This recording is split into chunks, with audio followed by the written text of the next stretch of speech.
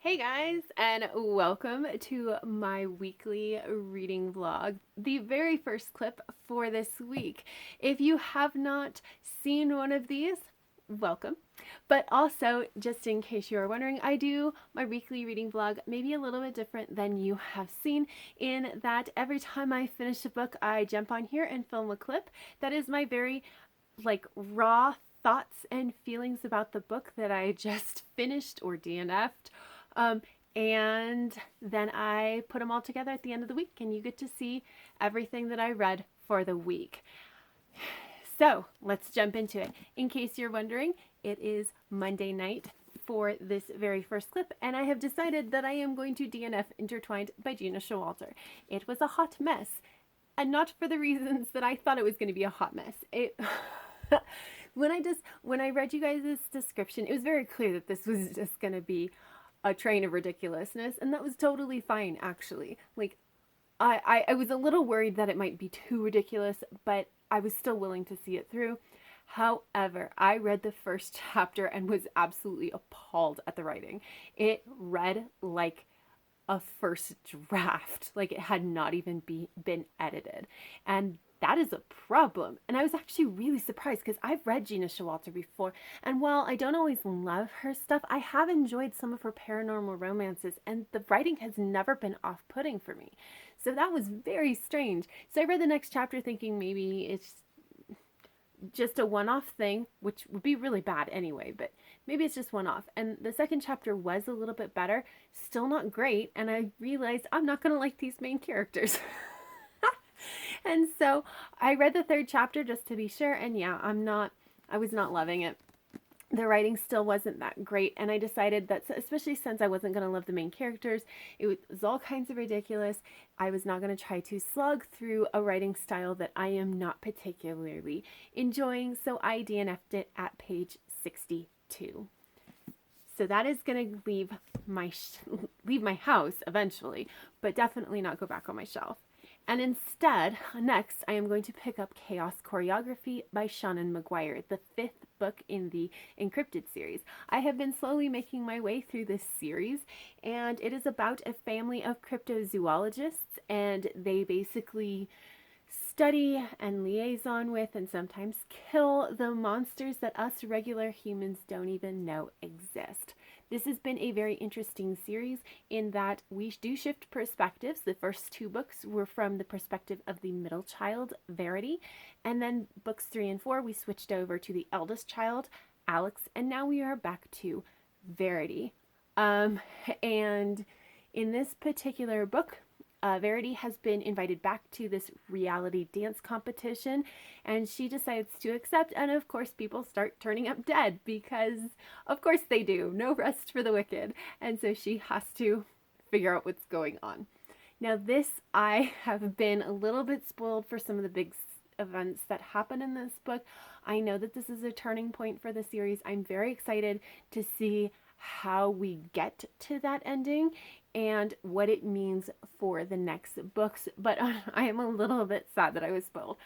But at least I am still excited to figure out how we get there, which is good because I don't always love the main characters, as in I have not liked any of the main characters. So knowing that we're building to this really important thing is actually very helpful in dealing with it. I will say that I like absolutely everything else about this series except the main characters, and I think that I'm just not really relating to them. Most people that I have read this series have not had those problems, so I think I'm just kind of an anomaly, and that's okay. But yeah, it should not take me terribly long to read. Like I said, I really enjoy these books other than the main characters. And so I should have another update for you guys very soon. So until next time, bye. Hey guys, it is Thursday afternoon, and I have finished Chaos Choreography by Seanan McGuire, the fifth book in the Encrypted series. I really liked it. I'm a little bit surprised because I was expecting to like it. I wasn't expecting to really like it. This is by far, for me, the strongest book in the series so far. And that was very, very exciting. I even liked Verity more than I have in the past, the main character. Um, I don't know what it was about her. She felt a little bit more adult. I don't know if that's the right word. There was she was just slightly different than she was in the previous two books, and I felt much better about her as a character. And actually, so I was going into this hoping that we were going to see some of the characters from the previous two Verity books, and we saw none of them, which is a little bit sad. But we did meet her grandmother, Alice Healy Price, Alice Price Healy, one of those. Anyway, we meet her grandmother, who's kind of just a badass female, and it was so exciting to see it. The story itself was actually very intriguing. I really, really liked it. I'm sort of saw one of the people, like there's multiple villains, and I saw one of them coming, and the others, though, I was a little bit surprised, which is great. Although, to be fair, I can't pick up clues like that to save my life, so like I am easily fooled. But I really liked it. Everything, apart from not seeing the characters from the previous two volumes, I really liked everything about this book. I didn't love it. I wouldn't go so far to say that, but it was a solid 4.25 stars. Like, again, best so far in the series, and I just can't wait for the next one. But in the meantime, I am going to pick up An Artificial Night by Seanan McGuire. This is the third book in the Toby Day series, which I am doing a reread of for the year 2020. This year, of course. And in this particular volume, Toby, our half fae, half human changeling knight, has been asked to go looking for some missing children. It turns out that one of the firstborn fae is taking them, as is actually part of his right, but she's still got to get him back, and is setting herself up for a fight with a firstborn fae, which you should never do, even if you're a full-blooded fae, and she doesn't even have that going for her. This is a hard read for me. I don't like children being kidnapped. Like, it's just not my favorite thing. I remember that this is a very interesting one. It is a little bit of a turning point for Toby in multiple relationships with different people that she has. It's a turning point for how she views herself. I know that this is very instrumental to the series itself, and so I am very, very intrigued to get into that. I just don't want to read about children being kidnapped.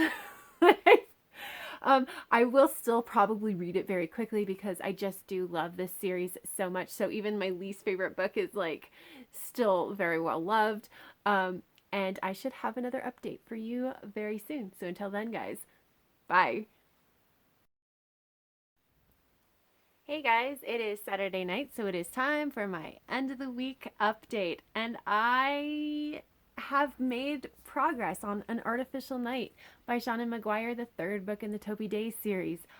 But I didn't make very much progress. I am only 72 pages in. My life went a little bit sideways in the last couple days, so I just didn't really have that much time to read. The kids in this story, the kids have disappeared. Toby is trying to figure out what's going on. She has asked her first ally, who basically said, "I can't tell you. Maybe go ask somebody else." And now Toby is on her way to asking that other person. And that's as far as I've gotten.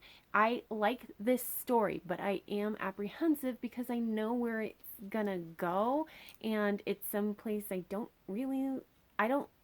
love it. And so,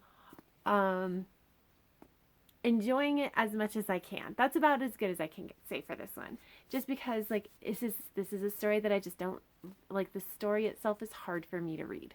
It's not that I don't like it or that it's not well written. It's just that it's really hard for me to read. And so that's it.